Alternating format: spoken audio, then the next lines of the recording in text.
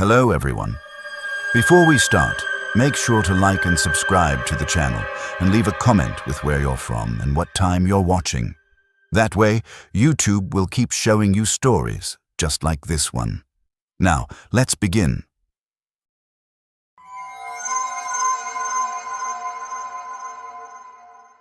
I've been driving trucks for nearly 15 years now. Started when I was 23, fresh out of a failed attempt at college, looking for something that would pay the bills and keep me moving. The road became my home. The hum of the engine, the endless stretches of asphalt, the loneliness that most people can't handle. I learned to love it all. But there are things out there on those highways. Things you don't talk about at the truck stops or with your dispatcher. Things that make you question whether you're really alone in that cab, even when you know you locked the doors. This happened about 3 years ago, late October. I was hauling a load of electronics from Sacramento down to a distribution center outside of Bakersfield. It was one of those overnight runs, the kind where you leave at sunset and arrive just as the sun's coming back up. The pay was decent, and I needed the money. My ex-wife had been on my case about child support, and I was behind. The route took me through some of the emptiest stretches of California highway. Once you get past the smaller towns, it's just darkness. No streetlights, no houses. Just your headlights cutting through the black, and if you're lucky, maybe another truck passing you every 20 minutes or so. I had my CB radio on, like always. Channel 19. Most truckers keep it on for traffic updates, weather, or just to hear another human voice when the silence gets too heavy. That night it had been quiet. Static, mostly. An occasional burst of someone talking about road conditions up near Fresno, but nothing noteworthy. Around 11:30, I was about 40 miles outside of a town called Lost Hills. The name alone should have been a warning. The road was straight, flat, and the darkness felt different somehow, thicker. I remember adjusting my grip on the steering wheel, feeling a tension in my shoulders I couldn't explain. That's when the voice came through the CB. It was a woman's voice. Soft, almost a whisper, but clear enough that I could make out every word. "Is anyone out there? Please, I need help." I glanced at the radio, then back at the road. My first thought was that it was someone broken down, maybe a stranded motorist who'd gotten hold of a CB somehow. It happens sometimes.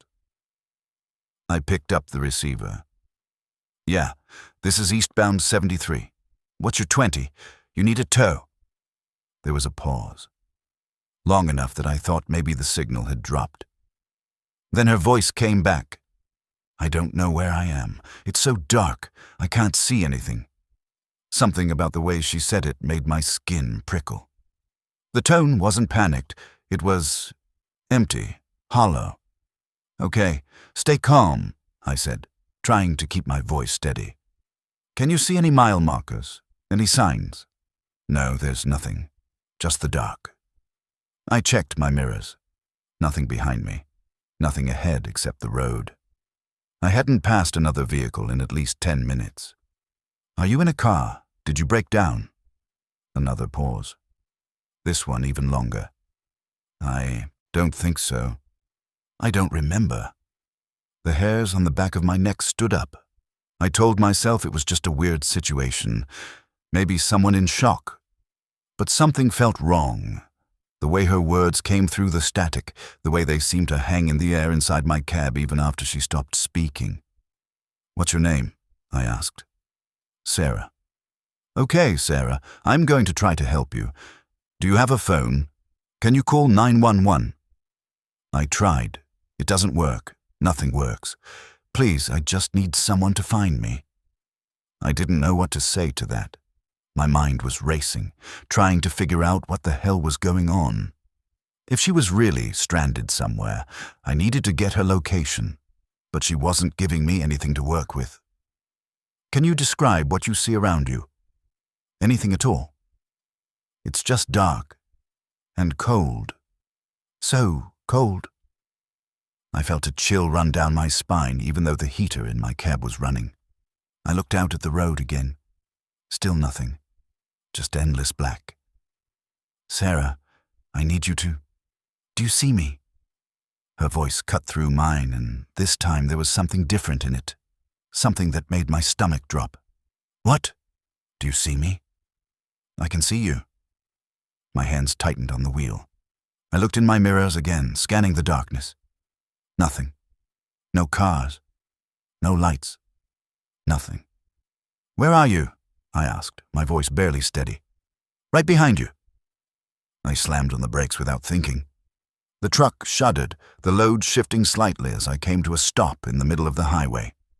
I grabbed my flashlight from the passenger seat and threw open the door, jumping down onto the asphalt. The cold hit me immediately. It was late October, sure, but this was different. This was the kind of cold that seeps into your bones, the kind that doesn't make sense for Central California. I swept the flashlight beam around the truck. Nothing. No one. The highway stretched out behind me, empty and silent. Sarah, I called out, my voice swallowed by the darkness. No answer. I walked around the entire rig, checking every side, even underneath. Nothing. Just me, my truck, and the oppressive weight of the night pressing down on everything. I climbed back into the cab, my breath coming fast, and grabbed the CB receiver. Sarah, where are you? I stopped. I'm looking for you. Static. Sarah. Nothing. I sat there for a full 5 minutes, the engine idling, the radio hissing softly. My heart was pounding so hard I could hear it in my ears. Finally, I put the truck back in gear and started moving again. I told myself it was some kind of prank or maybe someone messing with the CB frequency. But deep down, I knew that didn't make sense. About 15 minutes later, the voice came back. Why did you leave me? This time it wasn't soft, it was sharp, angry. I didn't leave you, I said, trying to keep my voice calm. I stopped. I looked for you. Where are you? You didn't look hard enough. Tell me where you are and I'll come back. I'll find you. You can't. No, one can. Not anymore. The static grew louder, almost deafening, and then suddenly cut out completely. The radio went dead silent. No hiss, no crackle. Just nothing. I tried switching channels. Nothing. I tried turning the radio off and back on. Still nothing. It was like the thing had just stopped working entirely. I drove the rest of that route in complete silence. No music, no radio. Just the hum of the engine and the sound of my own breathing. I kept checking my mirrors, kept glancing at the passenger seat, kept feeling like there was someone in the cab with me, even though I knew I was alone. When I finally pulled into the distribution center just after dawn, I was exhausted. I hadn't slept, hadn't stopped again. I just wanted to drop the load and get the hell out of there. It wasn't until I was filling out the paperwork that one of the warehouse guys, an older man named Rick, asked me if I was okay. You look like you've seen a ghost, he said, half joking. I forced a laugh. Just a long night. He nodded, then hesitated. You come down through Lost Hills? I looked at him. Yeah, why? Nothing, just... There's stories, you know, about that stretch of road. Truckers hearing things on the CB, voices, people asking for help. My blood ran cold. What kind of people? Rick shrugged. Who knows?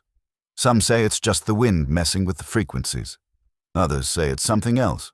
A woman disappeared out there years ago. Car broke down, never made it home. They found her car, but never found her. I didn't say anything. I just finished the paperwork, got back in my truck, and left. I still drive that route sometimes. I have to. It's part of the job. But I don't keep my CB on anymore. Not at night.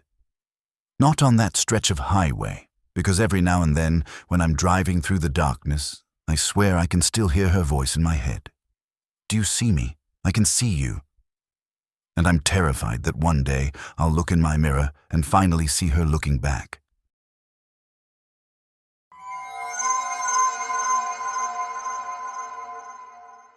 You get used to voices when you're on the road as much as I am. Dispatch, other drivers, the occasional cop on the radio. After a while, you recognize them. You know who's who just by the sound of their voice, the way they phrase things, the rhythm of their speech. That's why I knew something was wrong the moment I heard her. It was a Tuesday night in late March. I was hauling a load of auto parts from Detroit down to a manufacturing plant outside of Louisville. The weather was shit. Cold rain, the kind that turns to sleet if the temperature drops even a degree or two. Visibility was bad, and the roads were slick. I was taking it slow, staying in the right lane, and keeping my eyes on the taillights of the semi ahead of me. My CB was quiet, except for the occasional weather update. Around 10 o'clock, I heard the familiar squelch of someone keying the mic, and then a woman's voice came through. "This is dispatch to Unit 47. "Come in, 47. "Unit 47. That was me. But the voice wasn't Janice, our usual night dispatcher. Janice had a raspy smoker's voice, the kind that sounds like she's been chewing gravel for breakfast. This voice was smooth, calm, almost too calm. I picked up the receiver. "This is 47. Who's this?" "This is dispatch. I need you to take an alternate route. There's an accident up ahead on your current path. Take exit 82 and follow Route 42 south." I frowned. I didn't get any notification about an accident. Janice usually calls me directly if there's a route change. "Janice isn't available. I'm covering her shift. Please confirm you're taking exit 82. Something about the way she said it made me uneasy. The tone was too insistent, too focused. "Can I get your name?" I asked. There was a pause, just a beat too long. "My name is Rachel." "Now please confirm, Unit 47. Time is critical." I glanced at my GPS. Exit 82 was about 5 miles ahead. I'd driven this route a dozen times, and I'd never heard of anyone named Rachel working dispatch. "Yeah, okay," I said slowly. "I'll take the exit." "Good. Stay on Route 42. I'll check in with you again shortly." The line went silent. I told myself it was fine. Maybe Rachel was new. Maybe Janice had called in sick and they'd pulled someone from another shift. It happened. But something in my gut was telling me this wasn't right. I took exit 82. The off-ramp curved down into darkness, the street lights few and far between. Route 42 was a 2-lane road that cut through farmland and patches of dense forest. It was the kind of road you'd use if you were trying to avoid traffic or if you were looking for a shortcut. But at this time of night, in this weather, it felt more like a road you'd use if you were trying to disappear. I kept driving. The rain was heavier now, hammering against the windshield. My wipers were working overtime, and even then, I could barely see more than 50 feet ahead. About 10 minutes in, the CB crackled again. "Unit 47, this is Rachel. How's your progress?" I picked up the receiver. "I'm on Route 42, like you said. How far until I can merge back onto the main route?" "You'll need to stay on 42 for approximately 30 miles. There's a junction that will take you back." 30 miles. That was a lot longer than I'd expected. "Are you sure?" "That's going to add a lot of time to my route." "It's the only safe option. Trust me." There it was again. That insistence. That edge in her voice that didn't sit right. "Okay," I said. "I'll keep going." But as soon as I hung up the receiver, I grabbed my phone. I scrolled through my contacts and called Janice directly. It rang 4 times before she picked up, her voice groggy. "Hello? Janice, it's Mike. Sorry to wake you, but I need to ask you something. Did you call in sick tonight?" There was a confused pause. "No, I'm working tonight." "Why?" My stomach dropped. "You're at the dispatch office right now?" "Yeah. Have been since 8. What's going on?" "Someone just called me on the CB claiming to be dispatch. Said her name was Rachel. Told me to take an alternate route because of an accident." Janice was quiet for a moment. When she spoke again, her voice was sharp. "Mike, We don't have anyone named Rachel, and I haven't sent out any route changes tonight. Where are you? Route 42, just south of exit 82. Get off that road. Now. What? Why? Mike, I'm serious. That road doesn't connect back to your route. It dead ends about 40 miles in at an old industrial site that's been abandoned for years. Whoever told you to go that way is lying. My blood ran cold. I looked out at the road ahead, the trees pressing in on both sides, the darkness swallowing everything.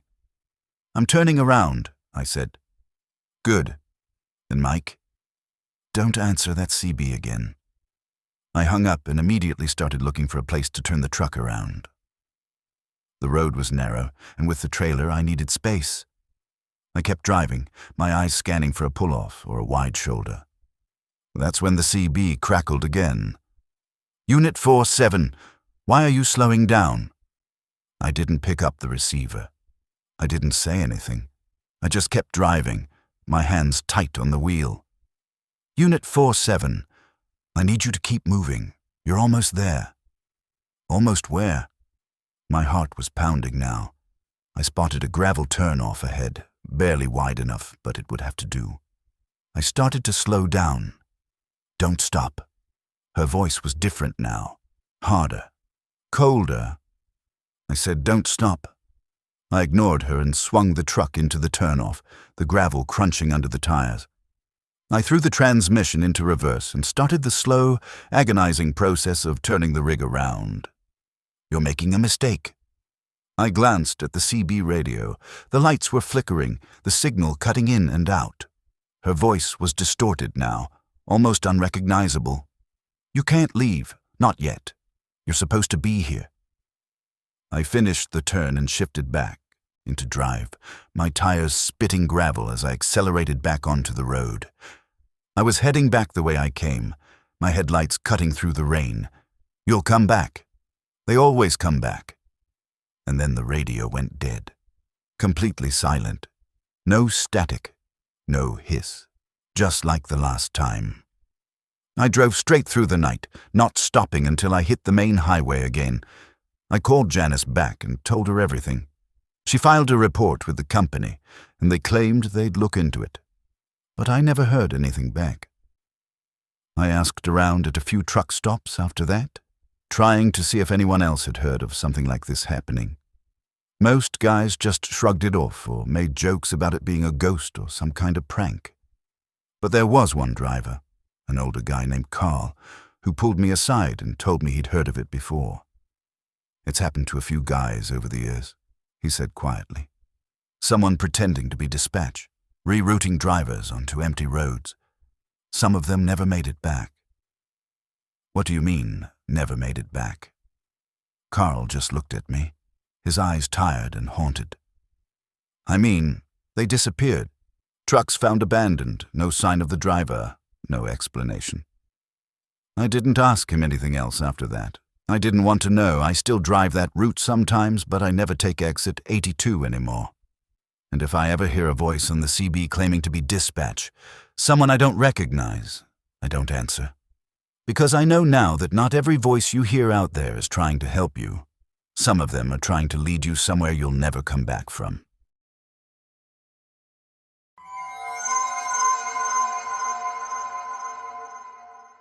There's an unwritten rule among truckers. You don't pick up hitchhikers. Ever. I don't care how sad the story is, how desperate they look, or how much they remind you of someone you used to know. You just don't do it. The risks are too high, and the road is full of people who just as soon rob you or worse than thank you for the ride. I'd followed that rule for my entire career. 12 years without breaking it once. Not even when I saw a kid standing on the shoulder in the rain, thumb out, looking like he'd been there for hours. I felt bad, sure, but I kept driving. That's just how it is. But that night, I broke the rule, and I've regretted it ever since. It was early April, and I was hauling a load of furniture from Albuquerque up to Denver. The route took me through some desolate stretches of New Mexico highway, the kind where you can drive for an hour without seeing another soul. It was around 1 in the morning and I was tired. Not dangerously tired, but enough that I was counting down the miles until I could pull over and grab a few hours of sleep. That's when I saw her. She was standing at mile marker 213, just off the shoulder, her arm raised in the universal gesture for needing a ride. She was wearing a light jacket, jeans, and sneakers. No bags, no car in sight, just standing there in the middle of nowhere. I should have kept driving. Every instinct I had told me to keep driving, but something made me slow down. Maybe it was the way she looked so small against the vastness of the desert. Maybe it was the fact that I hadn't seen another vehicle in miles and couldn't shake the thought of her being stranded out there all night. I pulled over. She ran up to the passenger side and I rolled down the window. "Thank God," she said, breathless. "I've been out here for hours. My car broke down a few miles back and my phone's dead. Can you give me a ride to the next town?" She looked to be in her mid-20s, blonde hair pulled back in a ponytail, face pale and drawn. She didn't look dangerous. She looked scared. "Where's your car?" I asked. She pointed vaguely behind her. "Back that way. It just died on me. I tried to flag someone down, but nobody stopped." I hesitated. Every fiber of my being was screaming at me not to do this, but it was cold out and she didn't have a coat. The next town was at least 30 miles away. "All right," I said finally. "But I'm only taking you as far as the truck stop in Grants. You can call someone from there." Her face lit up. Thank you so much." She climbed into the cab, and I waited for her to buckle up before pulling back onto the highway. She sat quietly for the first few minutes, her hands folded in her lap, staring out at the road. "I really appreciate this," she said after a while. "I didn't think anyone was going to stop." "Most people won't," I said. "It's not safe." She nodded. "I know. But you did. That means you're a good person." Something about the way she said it made me uncomfortable. Not the words themselves, but the tone. Flat. Emotionless. "What's your name?" I asked, trying to make conversation. "Emily." "I'm Roy. Where were you headed before your car broke down?" She didn't answer right away. I glanced over at her, and she was staring straight ahead, her expression blank.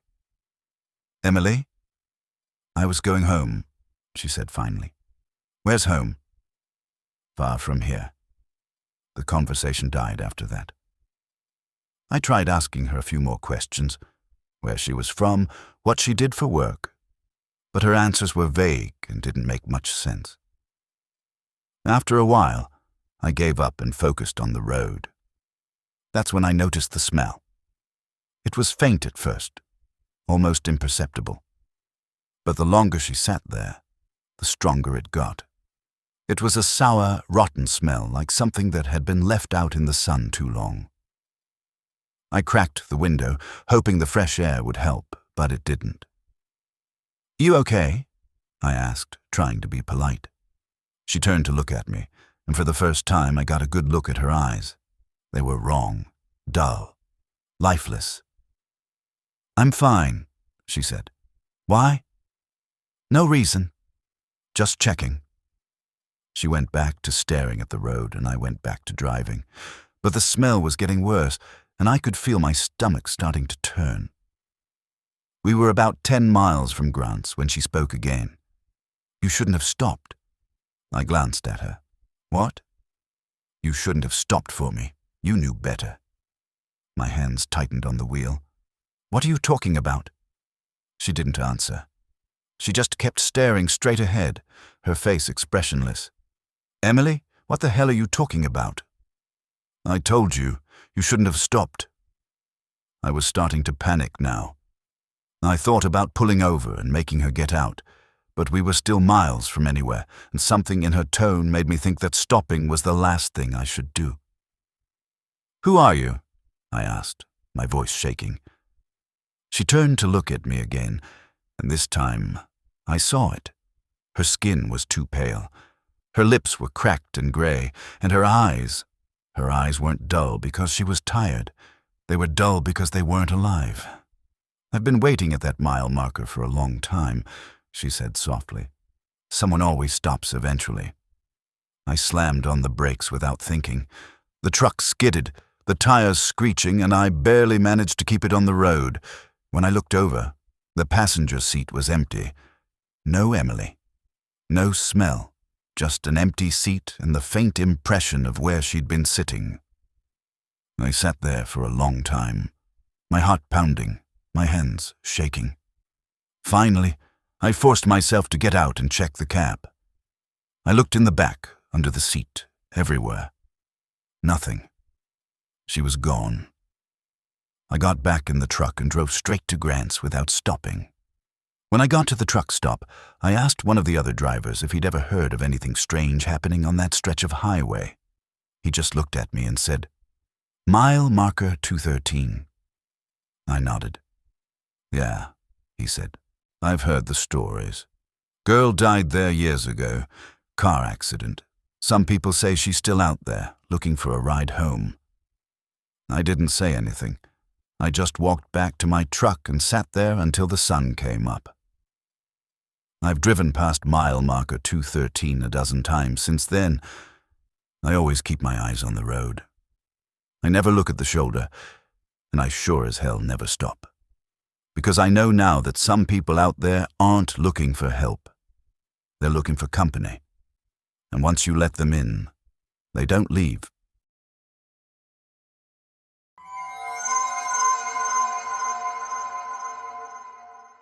If you're still listening, you probably enjoy stories like this. A like or a comment helps keep them alive. I've always liked driving at night. There's something peaceful about it.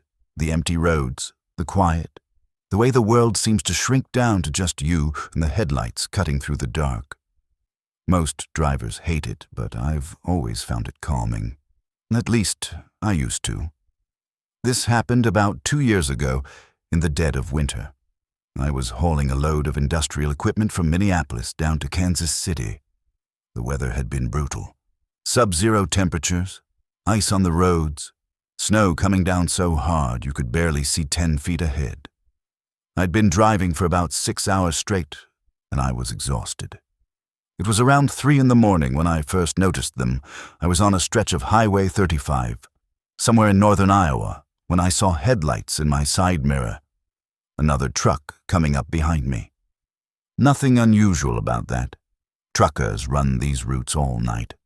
But something about the way the headlights sat, the spacing of them, felt familiar. I kept driving, and the truck stayed behind me. Not tailgating, but close enough that I could see the outline of the cab in my mirror. After a few minutes, another set of headlights appeared behind the first truck, and then another, and another. Within 10 minutes, there were 5 trucks behind me, all following in a perfect line. A convoy. I didn't think much of it at first. Sometimes trucks bunch up like that, especially on long hauls when everyone's trying to make time. But then I noticed something odd. None of them were passing me. The road was empty, no other traffic. Visibility was decent enough, but all 5 trucks just stayed behind me, matching my speed exactly. I keyed my CB. "This is northbound 49 to the convoy behind me. You guys good back there?" Static. I tried again. "Northbound 49 to convoy. Anyone copy?" Still nothing. I switched channels, tried a few different frequencies. No response. That's when I started to feel uneasy. I slowed down just a little to see if they'd pass me. They slowed down too. I sped up. They sped up. It was like they were mirroring me. I told myself I was being paranoid. Maybe their radios were broken. Maybe they were just a group running together and didn't feel like talking. But the longer they stayed back there, the more wrong it felt. I decided to pull off at the next exit, let them pass, and then get back on the highway. Simple. The exit came up about 5 miles later. I took it, slowing down as I curved onto the off-ramp. I glanced in my mirror. All 5 trucks took the exit with me. My heart started pounding. I pulled into a truck stop at the bottom of the ramp, a small place with just a few parking spots and a gas station that looked half closed. I parked near the entrance, where the lights were brightest, and watched my mirrors. The 5 trucks pulled in behind me, one by one, and parked in a line at the far end of the lot. Their engines stayed running. Their headlights stayed on. I grabbed my flashlight and stepped out of the cab. The cold hit me like a wall, the wind cutting through my jacket. I walked toward the line of trucks, my breath fogging in the air. "Hey!" I called out. "What the hell is going on?" No response. The trucks just sat there, idling, their windows dark. I walked up to the first truck and banged on the door. "Hey, open up!" Nothing. I moved to the second truck. Same thing. The windows were too dark to see inside, and when I tried the door handle, it was locked. I went down the line, banging on doors, shouting, getting more and more frantic, but none of them responded. It was like they were empty. Finally, I gave up and went back to my truck. I locked the doors, turned on all the lights, and sat there, staring at the convoy in my mirror. They didn't move. They just sat there, engines running, headlights glowing. I called the police. The dispatcher said they'd send someone out, but it might take a while because of the weather. I told her I'd wait. I sat there for over an hour. The trucks didn't move, didn't turn off, didn't do anything. Finally, I saw red and blue lights pulling into the lot. A single patrol car. The officer got out, a middle-aged guy with a thick coat and a tired expression. I met him halfway and explained what was happening. He looked at the line of trucks, then back at me. "You said they followed you off the highway." "Yeah, all 5 of them." He walked toward the trucks, and I followed. He banged on the first door, shone his flashlight through the window, then he tried the handle. The door opened. The cab was empty. No driver, no keys in the ignition, but the engine was still running. The officer looked at me, confused. He moved to the next truck. Same thing. Empty. Running. All 5 trucks were the same. Empty cabs. Engines running. No explanation. "What the hell is this?" I said, my voice shaking. The officer didn't answer. He radioed back to the station, requesting backup and a tow. But when he tried to turn off the engines, he couldn't. The keys weren't in the ignitions, but the trucks were still running. "I don't understand," he muttered. "How is this even possible?" I didn't have an answer, and I didn't want to stick around to find out. I told the officer I was leaving. He tried to convince me to stay, to give a statement, but I was done. I got back in my truck, started the engine, and pulled out of that lot as fast as I could. As I merged back onto the highway, I checked my mirror one last time. The 5 trucks were still there, parked in a line, their headlights glowing in the dark. And as I watched, they started moving. One by one, they pulled out of the lot and merged back onto the highway behind me. I floored it. I pushed my truck as fast as it would go, weaving through the light traffic, taking exits at random, doing everything I could to lose them. Took almost 2 hours, but eventually I didn't see them anymore. They were gone. I didn't stop again until I reached Kansas City. When I got there, I filed a report with my company, told them everything. They didn't believe me. Said I must have been hallucinating from exhaustion. But I know what I saw. I still drive that route sometimes, and every time I do, I keep my eyes on the mirrors, because I'm terrified that one day I'll see those headlights again. And this time, they won't stop following me.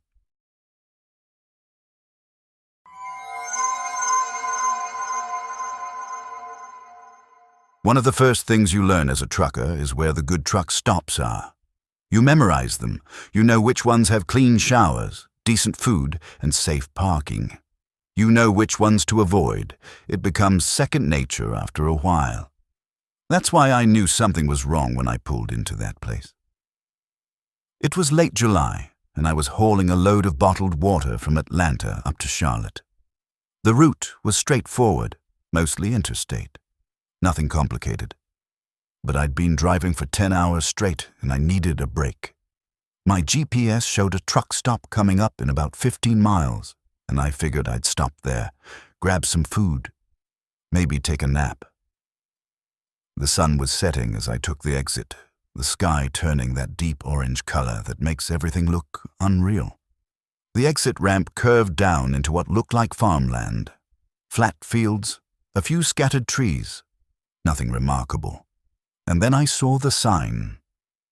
Eddie's Truck Stop, food, fuel, lodging. I didn't recognize the name, but that wasn't unusual. New places pop up all the time. I followed the access road for about a mile until I saw the building. It was big, bigger than most truck stops I'd seen. A sprawling single-story structure with a parking lot that could easily hold 50 trucks. But the weird thing was, it looked old.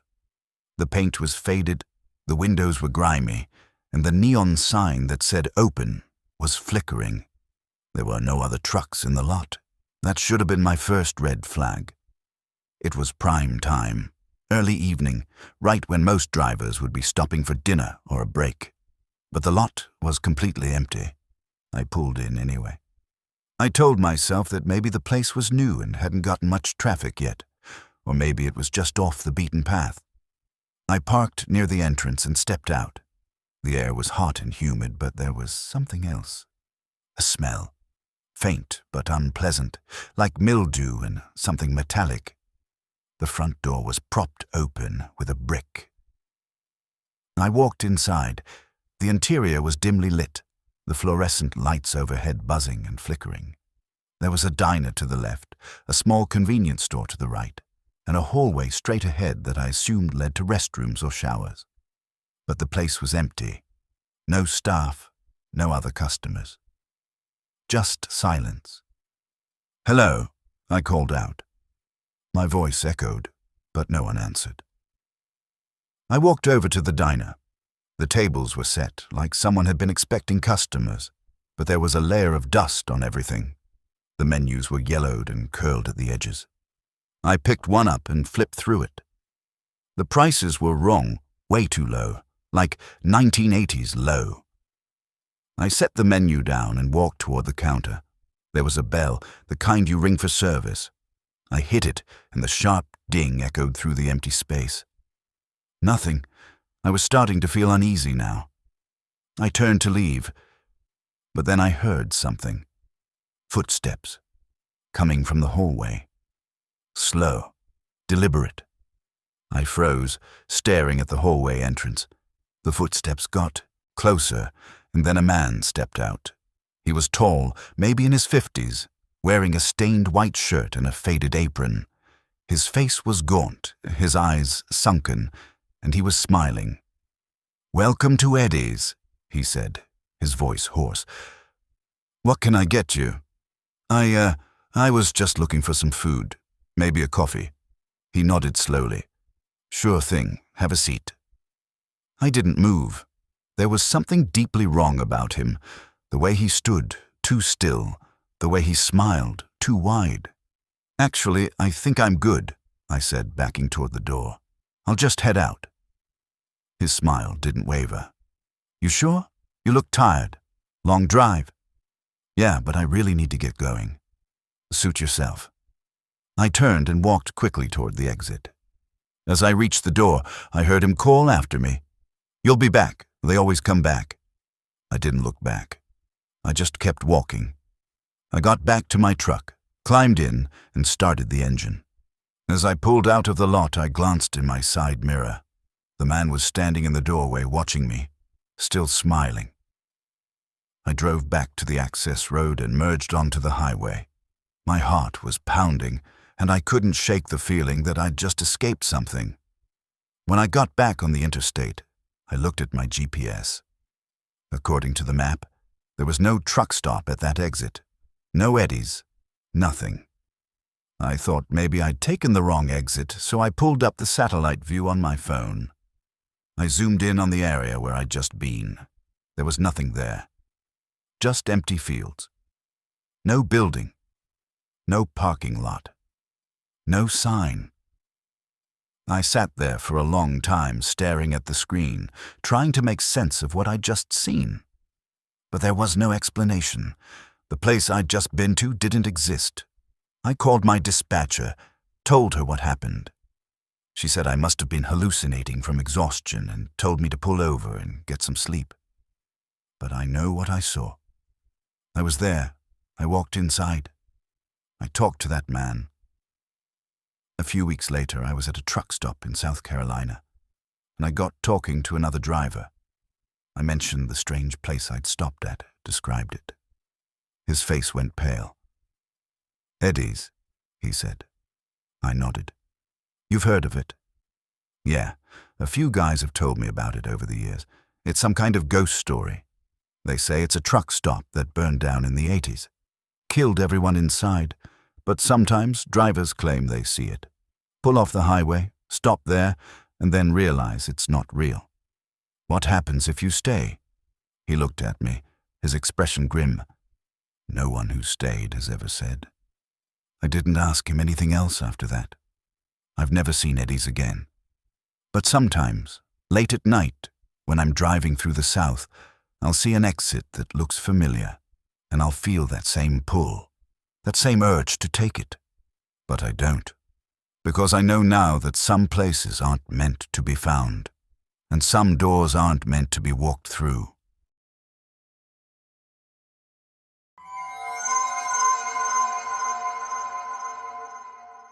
I've been driving trucks for 8 years, and I've heard a lot of strange things on the CB. Drunk drivers rambling nonsense, conspiracy theorists talking about government surveillance, even the occasional ghost story from bored drivers trying to kill time. Most of it's harmless. Weird, sure, but harmless. But what happened to me last year wasn't harmless. It was something I still can't explain, and honestly, I'm not sure I want to. It was October, late in the month. I was driving a load of lumber from Boise down to Salt Lake City. It was an overnight run, and I'd left around 8 in the evening. The weather was clear, the roads were empty, and I was making good time. I had my CB on, Channel 19, like usual. Most of the night it had been quiet, just the occasional check-in from another driver or a weather update. Nothing out of the ordinary. It was around 2 in the morning when things got strange. I was about an hour outside of Salt Lake when I heard my CB crackle to life. At first, I thought it was just static, but then I heard a voice. My voice. "This is Unit 22 to Unit 22. Do you copy?" I stared at the radio. That was my unit number, and that was my voice. I'd recognize it anywhere. The slight rasp, the Midwestern accent I'd never quite shaken. I picked up the receiver, my hand shaking. "Who is this?" "It's me. I need you to listen carefully." My blood ran cold. It sounded exactly like me. Not similar. Exactly. "This isn't funny," I said, my voice barely steady. "Who the hell is this?" "I told you, it's me, you, and you need to listen." I didn't respond. I couldn't. My mind was racing, trying to figure out what kind of prank this was. Who would go to the trouble of imitating my voice this perfectly? "There's an accident up ahead," the voice continued. "About 10 miles from where you are now. A jackknifed semi. You're going to come around a curve and you won't see it in time. You're going to hit it. And you're going to die." My hands tightened on the wheel. "What are you talking about?" "I'm telling you what's going to happen. Unless you do exactly what I say." "This is bullshit. You're trying to mess with me." "Am I? Or are you going to keep driving and find out?" I didn't know what to say. Part of me wanted to hang up the receiver and ignore this completely. But another part of me, a deeper, more primal part, was terrified. "What do you want me to do?" I asked finally. "Slow down. When you see mile marker 97, take the next exit. Don't stay on the highway." "Why?" "Because I already lived through this, and I'm trying to save you." The line went dead. I sat there, gripping the wheel, my heart pounding. I didn't know what to believe. Was this real?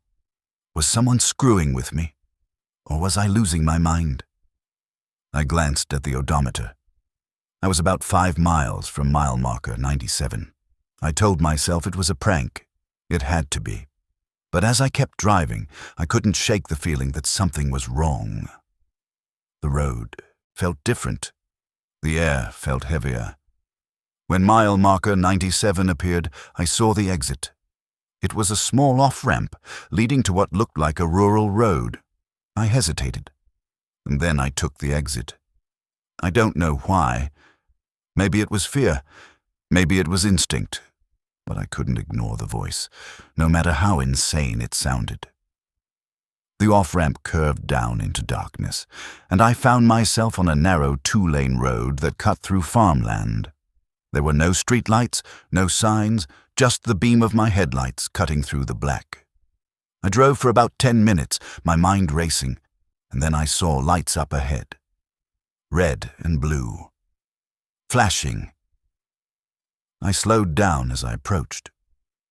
It was a police roadblock, 2 patrol cars parked across both lanes, officers standing beside them. One of them waved me down. I pulled over and rolled down my window. "Evening," the officer said. "Where are you headed?" "Salt Lake City. I was on the highway, but I took the exit back there." He nodded. "Good thing you did. There's a major accident on the highway about 5 miles up. Jackknifed semi. Completely blocked both lanes. We've been rerouting traffic for the past hour." My stomach dropped.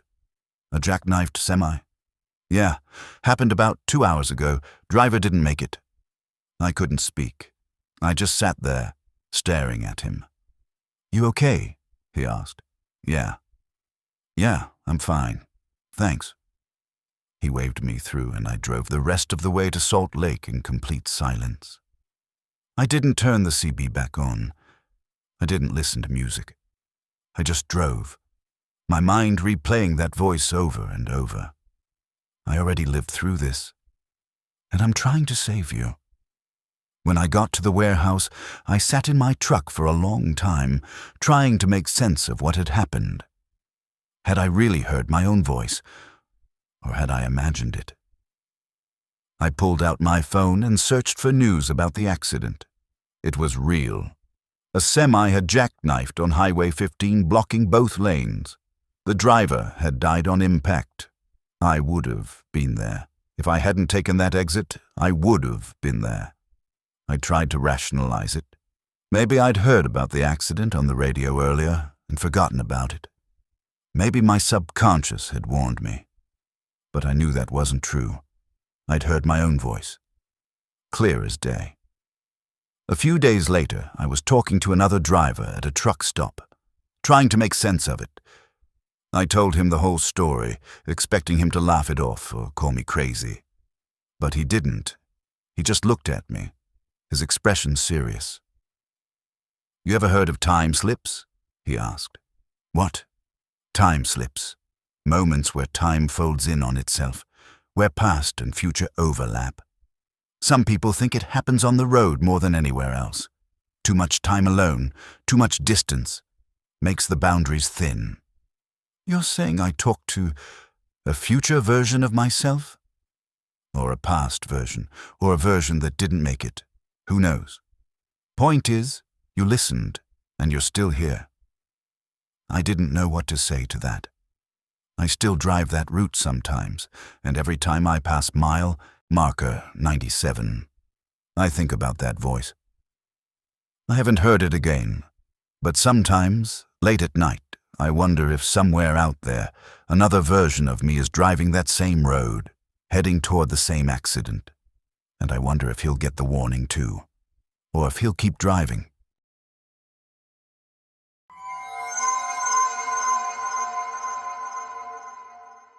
There are rest stops all over the country. Little patches of pavement and picnic tables where you can pull over, stretch your legs, use the bathroom, maybe grab a snack from a vending machine. Most of them are fine. Some are even nice. But there are a very few that you should avoid. Places where something feels wrong the moment you pull in. I found one of those places last year. and I'm still not sure I ever really left. It was late September, and I was hauling a load of electronics from Phoenix up to Reno. The drive wasn't too bad, mostly desert, long stretches of open highway, the kind of drive where you can zone out and let your mind wander. I'd been on the road for about 6 hours when I saw the sign. Rest area, 2 miles. I needed a break. My back was sore, my eyes were tired, and I could have used a bathroom, so I took the exit. The rest stop was small, just a single building with restrooms, a couple of vending machines, and a handful of parking spots. There were no other vehicles there, which wasn't unusual. It was the middle of the night, and this wasn't exactly a popular route. I parked, grabbed my flashlight, and headed toward the building. The lights were on, but dim, like they were running on a backup generator. The air was cool and dry, and the only sound was the hum of the vending machines. I walked into the men's restroom. It was clean, surprisingly so, with white tile and bright fluorescent lights. I took care of business, washed my hands, and headed back out. That's when I noticed the clock on the wall. It was one of those old analog clocks, the kind with a second hand that ticks loudly, but the second hand wasn't moving. It was frozen at 2:47. I glanced at my watch.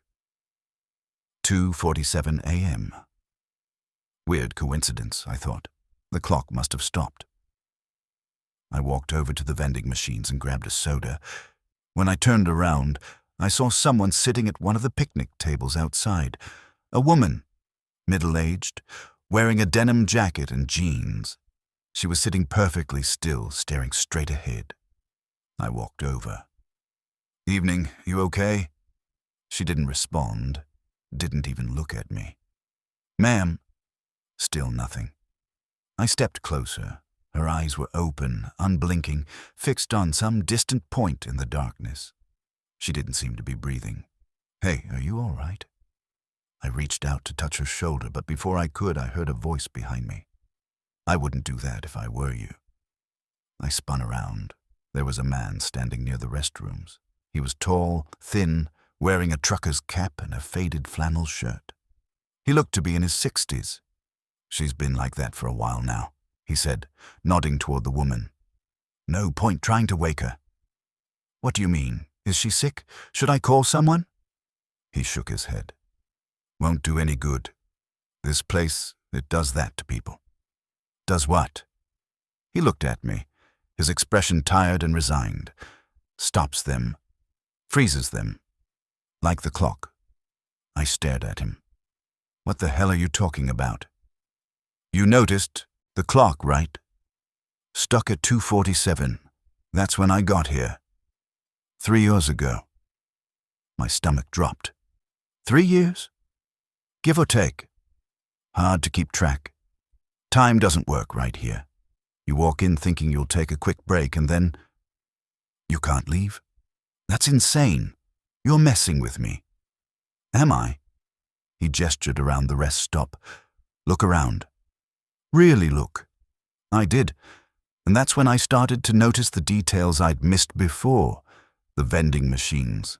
They were old, the kind I hadn't seen in years, with brands that didn't exist anymore. The building. The paint was faded, the signs weathered, like they'd been sitting there for decades, and the woman at the picnic table. Her clothes, they weren't just old. They were from another era, 80s, maybe early 90s. "This can't be real," I said, my voice shaking. "It's real," the man said. "I thought the same thing when I first got here. Tried to leave a dozen times. But every time I get back in my truck and drive away, I end up right back here. Like the road just loops." No, that's not possible." "Go ahead and try. You'll see." I didn't want to believe him, but I also didn't want to stay there a second longer. I ran back to my truck, started the engine, and pulled out of the rest stop. I floored it, heading back toward the highway. I drove for 10 minutes, 15, 20, and then I saw the sign. Rest area, 2 miles. No. I kept driving, praying it was a different rest stop. But when I pulled in, I saw the same building, the same picnic tables, the same woman, still frozen in place, and the man, standing near the restrooms, waiting. "Told you," he said. I got out of the truck, my legs shaking. How do I get out? There has to be a way. If there is, I haven't found it. I spent the next hour trying everything I could think of. I drove in different directions. I tried calling for help, but my phone had no signal. I even tried walking away from the rest stop, but after a few hundred feet, the darkness became so thick I couldn't see anything, and I had to turn back. Finally, I sat down at one of the picnic tables, my head in my hands. "Why is this happening?" I asked. The man sat down across from me. "I don't know. Maybe this place is cursed. Maybe it's a glitch. Maybe we're dead and don't know it yet. That's not funny. Wasn't trying to be." We sat in silence for a while. And then I noticed something. The clock, the second hand. It had moved. Just one tick, but it had moved. "Did you see that?" I said. The man looked at the clock, then back at me. "What?" "The clock. It moved." He stared at it, and then his eyes widened. It did. We both stood up, watching the clock, and slowly, agonizingly, the second hand ticked again. 2:48. "What does that mean?" I asked. "I don't know, but maybe it's letting us go." I didn't wait to find out. I ran back to my truck, started the engine, and drove. This time, when I reached the highway, I didn't see the sign. I just kept driving, not stopping, not looking back. When the sun came up, I pulled over at a real rest stop, one with other trucks and families and everything normal. I checked my watch. 6 hours had passed, but it felt like days. I never went back to that place. I don't even know where it was. When I tried to find it on a map later, I couldn't. It was like it didn't exist. But sometimes, late at night, I think about that man and that woman at the picnic table, and I wonder if they're still there, frozen at 2:47.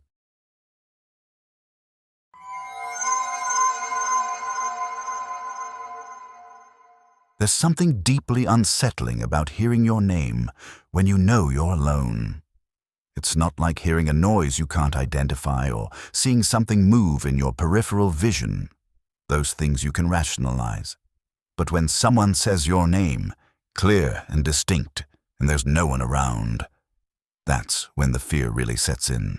That's what happened to me on a run from Dallas to Memphis. It was mid-December, cold as hell, and I was hauling a load of construction materials. The route took me through some pretty desolate parts of Arkansas, long stretches of highway where you might not see another vehicle for miles. I'd driven it plenty of times before, so I wasn't worried.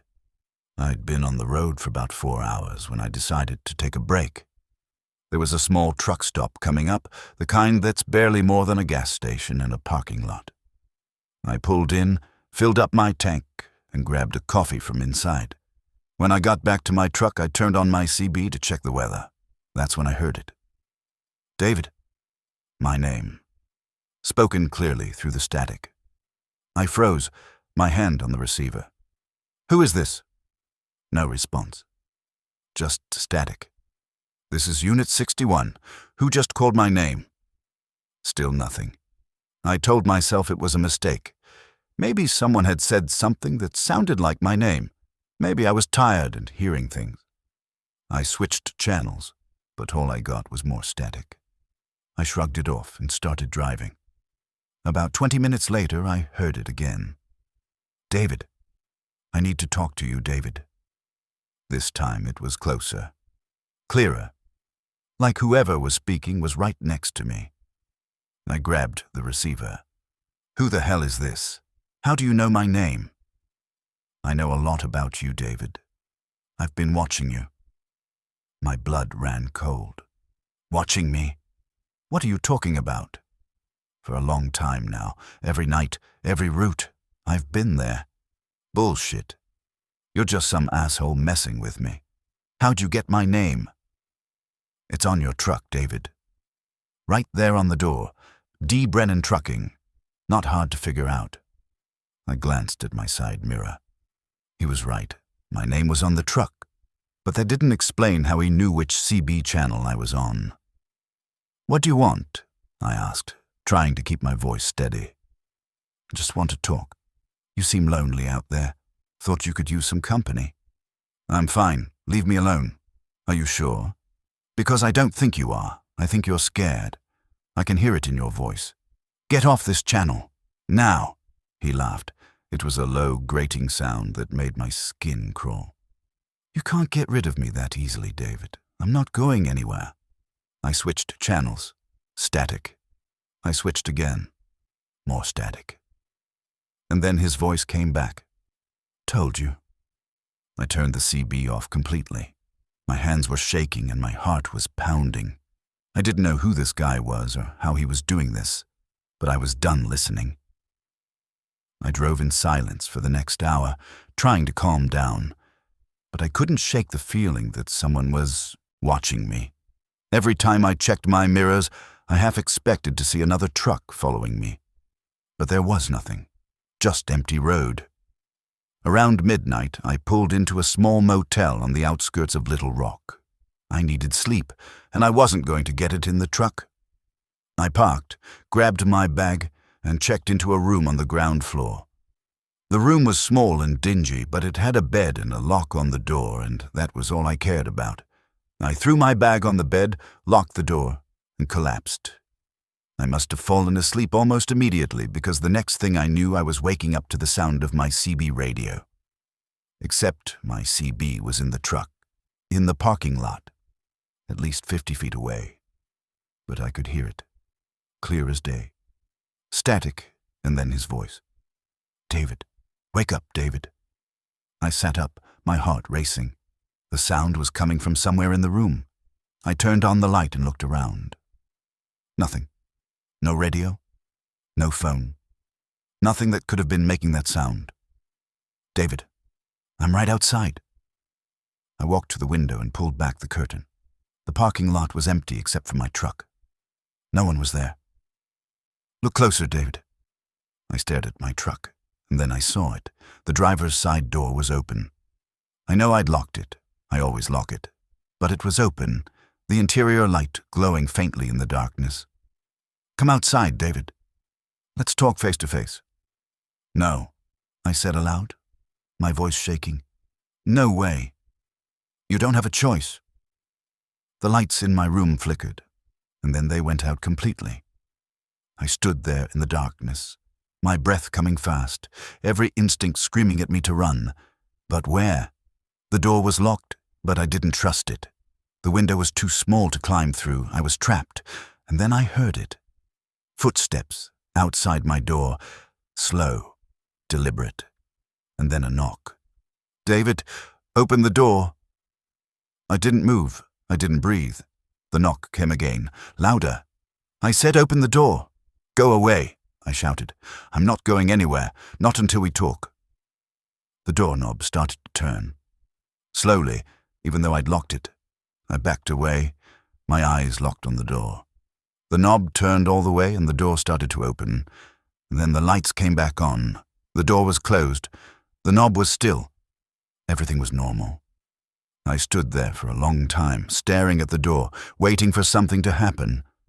But nothing did. Finally, I grabbed my bag, unlocked the door, and ran to my truck. I didn't care if he was waiting for me. I just needed to get out of there. The truck was locked, just like I'd left it. The door hadn't been open. I'd imagined it, or had I? I got in, started the engine, and drove. I didn't stop again until I reached Memphis. When I got there, I checked my CB. It was still off. I turned it on, just to see if he was still there. Static. And then faintly, I heard his voice one last time. "See you soon, David." I haven't used my CB since. I drive in silence now, no matter how lonely it gets.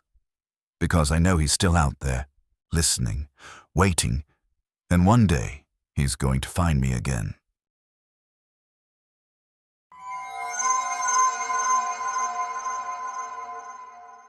I've been in this business long enough to know that trucks are just machines. They break down, they need maintenance, and they don't have minds of their own. They're tools. Nothing more. At least, that's what I used to think. This happened about 1.5 years ago. I was working for a mid-sized freight company out of Tulsa, and they'd just assigned me a new rig. It was a Kenworth, about 5 years old. Nothing fancy, but in decent shape. The previous driver had quit without much explanation, but I didn't think anything of it. People quit all the time in this industry. I picked up the truck on a Monday morning and started my first run that same day. I was hauling appliances from Tulsa down to Houston. Easy route, nothing complicated. The first few hours were fine. The truck handled well, the engine was smooth, and I was making good time. But as the sun started to set and I got deeper into Oklahoma, I started noticing little things. The steering wheel would twitch sometimes like it was correcting itself. Not enough to pull the truck off course, but enough that I felt it. The radio would turn on by itself, even though I'd turned it off. And the air in the cab felt wrong. Heavy. Like someone was sitting in the passenger seat even though I was alone. I told myself I was being paranoid. It was just a new truck and I needed to get used to it, but the feeling didn't go away. If anything, it got stronger.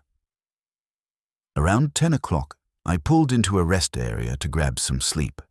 I parked, locked the doors, and climbed into the sleeper cab. I was exhausted, and I figured a few hours of rest would clear my head. I was just starting to drift off when I felt the truck move. Not much, just a slight lurch, like someone had climbed into the driver's seat. I sat up, my heart racing. The cab was dark, but I could see the outline of the driver's seat. It was empty. "Hello?" I called out. No response. I climbed out of the sleeper and checked the cab. Nothing. No one. The doors were still locked, but I could have sworn the truck had moved. I got out and walked around the rig, checking everything. The tires, the trailer, the hitch. Everything looked fine. Finally, I convinced myself I'd imagined it and got back inside.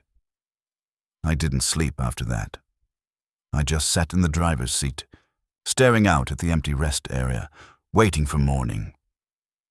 When the sun came up, I got back on the road. I was tired, on edge, and starting to regret taking this truck. But I had a delivery to make, and I wasn't about to call my dispatcher and tell them I was spooked by a bunch of nothing. That's when things got worse. I was driving down Highway 75, just south of the Texas border, when the steering wheel jerked to the left. Hard. I grabbed it, fighting to keep the truck on the road. But it kept pulling, like something was trying to steer it off the highway. What the hell? I used all my strength to pull it back, and finally the truck straightened out. My hands were shaking and my heart was pounding. I checked the mirrors, expecting to see a blown tire or something that would explain what just happened. But everything looked fine, and then the radio turned on. It wasn't static, it was a voice. A man's voice, low and distorted. "Get out of my truck." I stared at the radio. "What?" I said, "Get out." "This is my truck." "Who is this?" "You don't belong here. Get out." I turned the radio off, but the voice kept talking. "I'm not leaving. This truck is mine, and if you don't get out, I'll make you." I slammed my fist on the dashboard. "You're not real. You're just in my head." The steering wheel jerked again, this time to the right. The truck swerved, tires screeching, and I barely managed to avoid hitting the guardrail. "I'm very real, and I want my truck back." I was panicking now. I didn't know what to do. Pull over, keep driving, call someone. Before I could decide, the accelerator pressed down on its own. The truck started speeding up. 50, 60, 70 miles an hour. "Stop!" I shouted, slamming on the brakes. But they didn't work. Or rather, they worked, but the truck was still accelerating. I tried shifting into neutral, but the gear shift wouldn't move. It was like the truck had locked me out of the controls. 80 miles an hour, 90. I was gripping the steering wheel so hard my knuckles were white. The highway was blurring past, and I knew that if I didn't do something soon, I was going to crash. "Please," I shouted, "please stop." And just like that, the truck slowed down. The accelerator released, and the speedometer dropped back to normal. I was shaking so hard I could barely hold the wheel. I pulled over onto the shoulder and sat there, trying to catch my breath. The radio crackled. "Next time, I won't stop." I got out of the truck. I didn't care about the delivery. I didn't care about my job. I just needed to get away from that thing. I called my dispatcher and told her I was done. I explained what happened, and she said I was probably just tired and needed a break. But when I refused to get back in the truck, she finally agreed to send someone else to finish the run. I waited on the side of the highway for 2 hours until another driver showed up. When he arrived, I told him to be careful. He just laughed and said I was being dramatic. I never saw him again. A week later, I heard that the truck had been in an accident. The driver had lost control and crashed into a bridge support. He died on impact. When they investigated, they couldn't find any mechanical issues. No brake failure, no steering problems, nothing. But I know what happened. That truck didn't want another driver. It wanted its old one back, and it wasn't going to stop until it got him.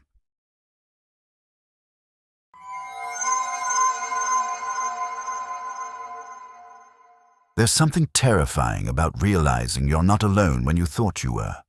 It's not like seeing someone in your house or hearing footsteps behind you on a dark street. Those things you can confront, you can run, you can fight. But when you're in a confined space, like the cab of a truck, and you realize there's someone or something in there with you, there's nowhere to go. That's what happened to me, and I still can't explain it. It was late February, and I was hauling a load of furniture from Nashville to St. Louis. It was a routine run, one I'd done dozens of times. The weather was decent, the roads were clear, and I was making good time. I'd been on the road for about 3 hours when I stopped at a gas station just outside of Paducah, Kentucky. I filled up the tank, grabbed a sandwich and a coffee from inside, and got back on the highway. That's when I saw her. She was sitting in the passenger seat. I nearly dropped my coffee. I slammed on the brakes, pulling over onto the shoulder, and stared at her. She looked to be in her early 20s with long dark hair and pale skin. She was wearing a white dress, the kind you'd wear to a formal event, and she was staring straight ahead, not moving. "Who the hell are you?" I said, my voice shaking. She didn't respond, didn't even blink. "How did you get in here?" Still nothing. I reached over to grab her arm, but before I could touch her, she turned her head and looked at me. Her eyes were completely black, no whites, no irises, just black. I recoiled, my heart pounding. "What are you?" She smiled. It was a slow, deliberate smile that didn't reach her eyes. "You let me in," she said. "I didn't let anyone in. I locked the doors." "You let me in," she repeated.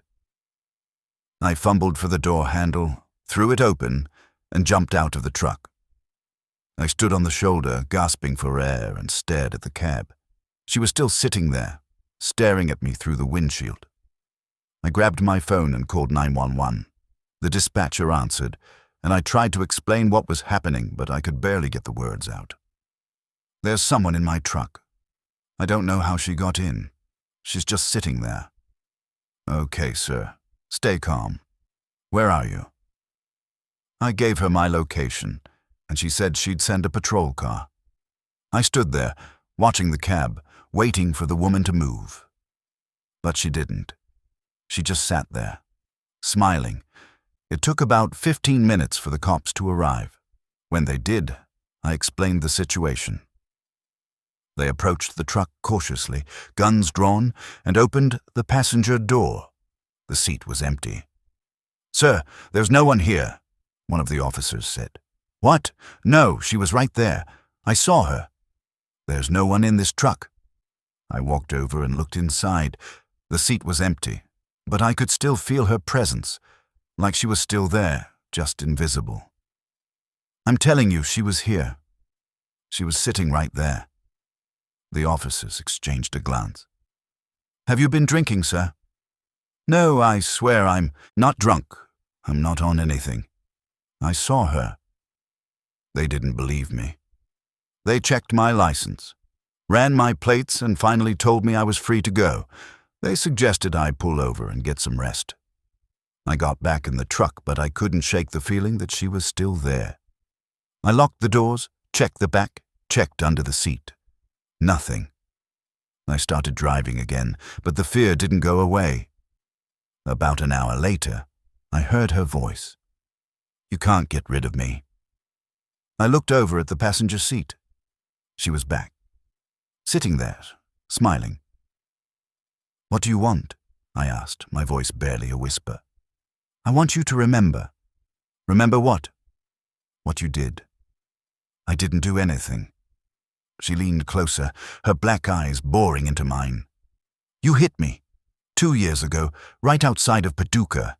You didn't even stop. My blood ran cold, I remembered. It was late at night. I'd been tired, distracted.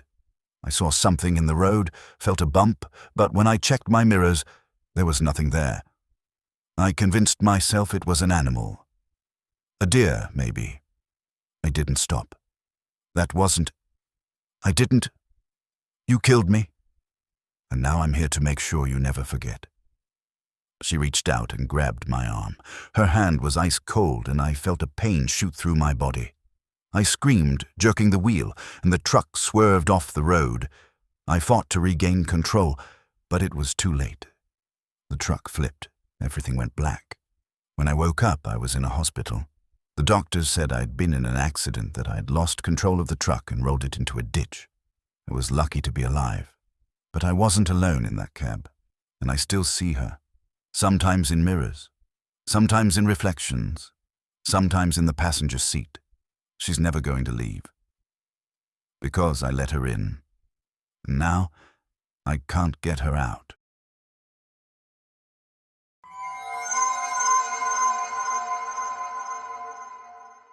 There's a theory about highways that I've heard a few times over the years. The idea is that if you drive long enough, late enough, in the right conditions, you can end up on a road that doesn't exist on any map, a road that loops forever, a road you can't escape. I always thought it was bullshit. Just another ghost story truckers told to pass the time. Until it happened to me. It was November, and I was hauling a load of machinery parts from Omaha down to Oklahoma City.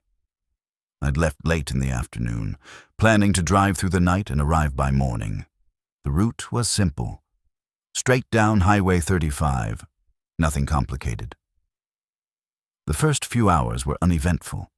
I stopped for gas around 8, grabbed some food, and got back on the road. The weather was clear, the traffic was light, and I was making good time. But around midnight, things started to feel off. I was somewhere in northern Kansas, driving through flat, empty farmland. The kind of landscape where everything looks the same. Dark fields, the occasional farmhouse, nothing to distinguish 1 mile from the next. I'd been driving for about an hour when I realized I hadn't seen a single sign. No mile markers, no exit signs, nothing. I glanced at my GPS. It showed me on Highway 35 heading south, but the screen was glitching. The map kept resetting like it couldn't figure out where I was. I tried switching to my phone's GPS. Same problem. The map showed me on the highway, but it wouldn't update. I kept driving, telling myself it was just a technical issue. But the longer I drove, the more wrong everything felt. The road was too straight, too perfect, no curves, no hills, just an endless stretch of asphalt disappearing into the darkness. And I hadn't seen another vehicle in over an hour. I turned on my CB, hoping to hear another driver, anything to break the silence. Static. I tried different channels. More static. Hello? Anyone out there? Nothing. I was starting to panic now. I looked at the odometer. I'd been driving for 3 hours, but I should have hit Oklahoma City by now, or at least seen signs for it. But there was nothing, just the road. I decided to pull over, take a break, figure out what was going on. But when I tried to slow down, the truck didn't respond. The brakes didn't work. The accelerator was stuck. The steering wheel was locked in place. I was trapped. The truck was driving itself and I couldn't stop it. No, I muttered, yanking on the wheel. But it wouldn't budge. I tried the CB again. Help! Someone help me! I can't stop! Static, and then faintly I heard a voice. You're not supposed to be here. Who is this? Help me! This road doesn't belong to you. You shouldn't have found it. I didn't mean to. I just want to get off. There is no getting off, not for you. The static grew louder, drowning out everything, and then the CB went dead. I sat there, helpless, as the truck kept driving, hour after hour, mile after mile. I tried everything. I tried turning off the engine, but the key wouldn't turn. I tried jumping out, but the doors wouldn't open. I was trapped. I don't know how long I drove. It felt like days, but the sun never came up. It was always night, always dark, and the road never changed. Just the same endless stretch of asphalt. Eventually, I stopped trying to escape. I just sat there, watching the road, feeling the truck carry me forward. And then, finally, I saw something. A sign. Welcome to nowhere. The truck slowed down and stopped. I looked around. There was nothing, just darkness. No buildings, no lights, no other vehicles. Just me and the road. I tried the door. This time it opened. I stepped out into the darkness. The air was cold and there was no sound, no wind, no crickets. Nothing. I walked away from the truck, trying to find something, anything. But no matter how far I walked, the truck was always there, just a few feet away. I was trapped in this place, and I've been here ever since. If you're reading this, if you somehow found my story, I need you to know something. Don't drive at night. Don't take roads you don't recognize. Because some roads don't lead anywhere. They just loop forever, and once you're on them, you never leave. Final outro. Some say the road never ends for those who wander too far into the night. Some say it's just stories, tall tales told in the dark to pass the time. But I know better. I've heard the voices. I've seen the things that shouldn't be there. And I know that out there, somewhere between the mile markers and the static, there are places the maps don't show. Thanks for listening. And if you're out there driving tonight, keep your eyes on the road. Because you never know what might be listening on the other end of that CB, or what might already be sitting in the seat next to you.